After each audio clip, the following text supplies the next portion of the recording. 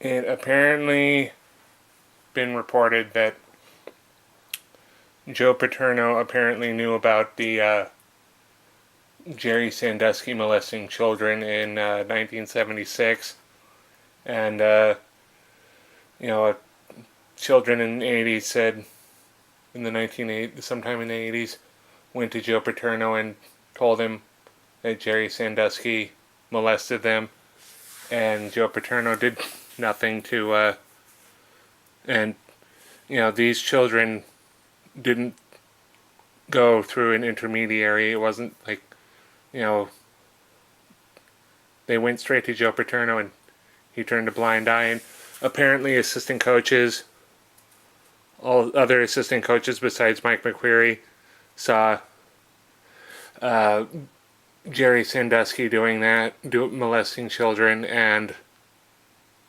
they again turned a blind eye. People say, well, Joe Paterno reported it to his higher ups. That worthless piece of shit was a god at Penn State. He ran that campus. Football was the most important thing there, so he was a god. And he ran that campus. There are other people that may have had the title of president or dean or athletic director, but Joe Paterno was the number one. You know, and people say, the man's dead. Stop trashing his legacy. And it's like, you know, it's amazing on how many people still worry about, think that we should all care more about Penn State and Joe Paterno than the children that were getting sexually abused. And all these things, that football program needs to be shut down permanently. I mean, NCAA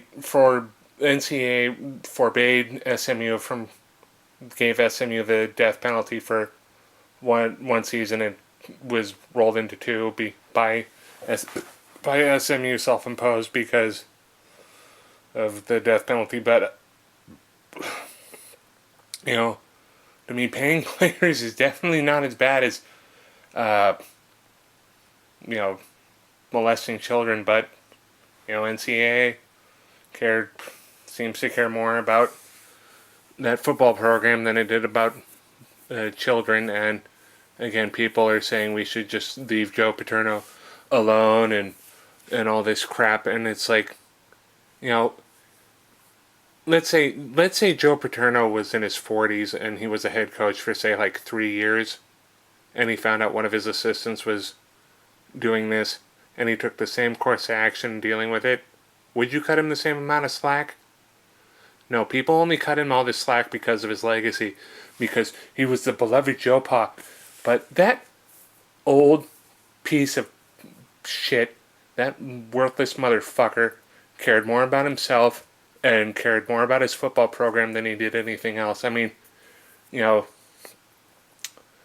it's also funny like how he never heard about men molesting boys, or he didn't know what sodomy meant. And it's like, what? Are you like the most naive person on the planet?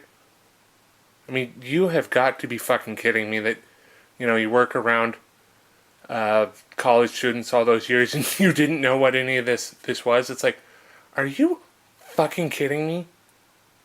And it's amazing. If he cared about his family, maybe he wouldn't have coached until he died.